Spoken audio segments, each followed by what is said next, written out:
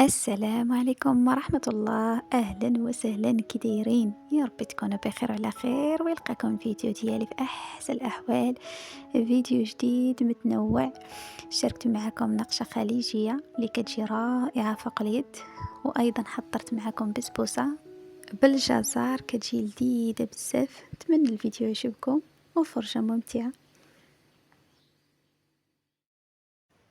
وعلى بركة الله، وما نساوش نصلوا على رسول الله، اللهم صل وسلم وبارك على سيدنا وحبيبنا محمد وعلى آله وصحبه أجمعين.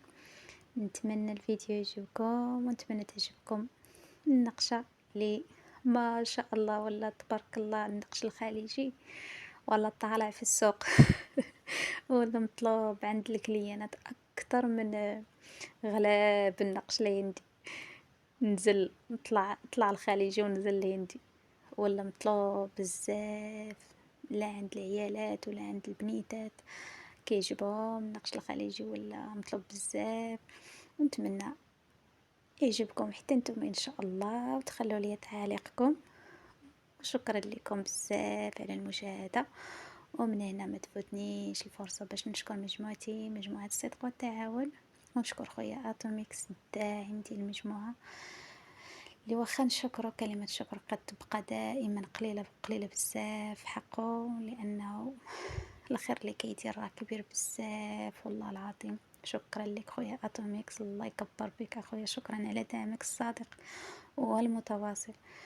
واي اخت شاهدت الفيديو عندها قناة، كنرحب بك اختي وكنقول لك مرحبا بك في المجموعة. وما تخافيش من الشروط، لان خويا اتوميكس كيحققهم كاملين ومجانا. اختي مجانا، جزاه الله كل خير. دخلي اختي جربي وحكمي، وانا متاكده غتفرحي بقناتك والله يفرح الجميع يا رب. اللي بغات غادي نخلي ان شاء الله الرقم في اول تعليق مثبت ديال اختي لمياء، ومرحبا بالجميع.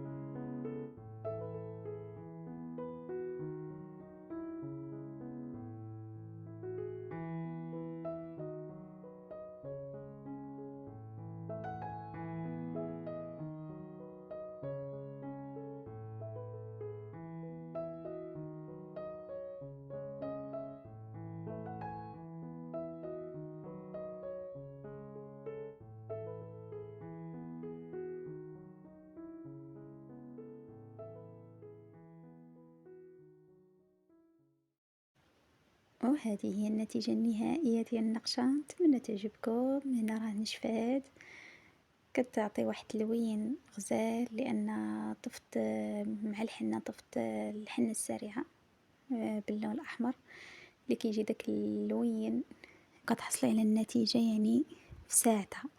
يعني عندك شي عراسية ما حنيتيش على تيساع وباغا الحنة تكون لك فواحد اللوين اللي غزال، يعني كديريها في ساعتها حتى كتكوني صافي واجدة موجودة، كديري الحنينة صافي غير كتنشف، كتسوسيها، كتغسلي يديك صافي، وكيطلع لك داك اللون اللي غزال يعني سريع.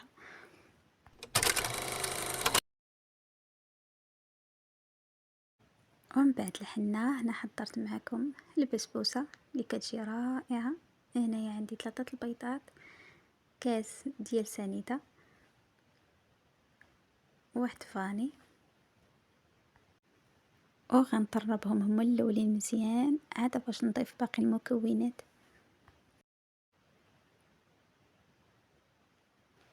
وكنضيف دانون فاني، ضروري يكون فاني حيت هو اللي كيعطي واحد اللذة للبسبوسة. وكنزيد كاس ديال الزيت، وكنخلط.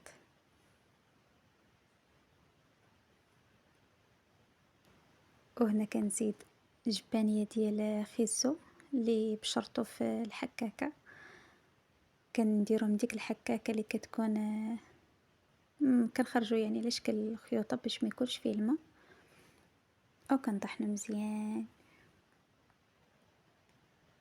من بعد ما كيطحن مزيان صافي غادي نحيدوه من مولينيكس، وغادي نصب الخليط في الإناء، وعاد باش نضيف السميدة رقيقة. أنا هنايا عندي جبانية اللي ضفتها كاملة في الأول وكنخلط، يعني على حسب السميدة أنا كنخلط عندي ميزان، يعني لا غادي نلقى باقي خاصها شوية وغادي نضيف واحد الربع.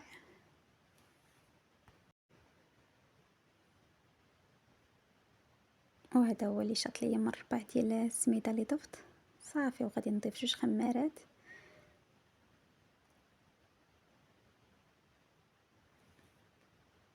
ونخلطهم مزيان، وغادي نخوي في المول اللي مدهون بالزبدة ومرشوش بالسميدة رقيقة. غادي نطلع الفوق باش كتجي البسبوسة مهوية، وكندخلوها الفران طيب. انا الفران ديال الغاز، يعني شعلته قبل ما نخلط حتى سخن مزيان، عاد باش نقصتو لاقصى درجة على عافية مهيلة. ودخلت البسبوسة يعني خدات وقتها في الطياب حتى طابت من التحت، عاد باش نزلتها كملت الطياب من الفوق وتحمرات. وهنا غادي ندوز نحضر معكم السيرو باش سقيتها. درت 3 المعالق ديال السنيده وكاس ديال عصير ديال الليمون. انا السنيده درت 3 المعالق حيت عندي الليمون حامض شويه، وكردو على البوطاي يغلى مزيان.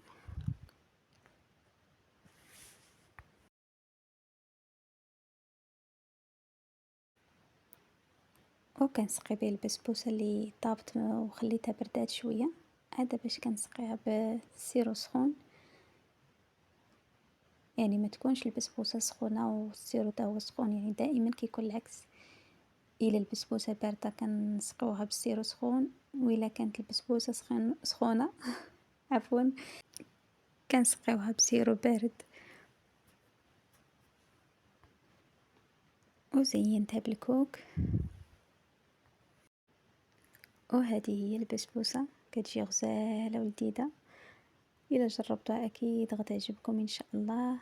وهنا كنوصل الى نهايه الفيديو، شكرا على المشاهده، والى فيديو جديد ان شاء الله. في امان الله ومع السلامه.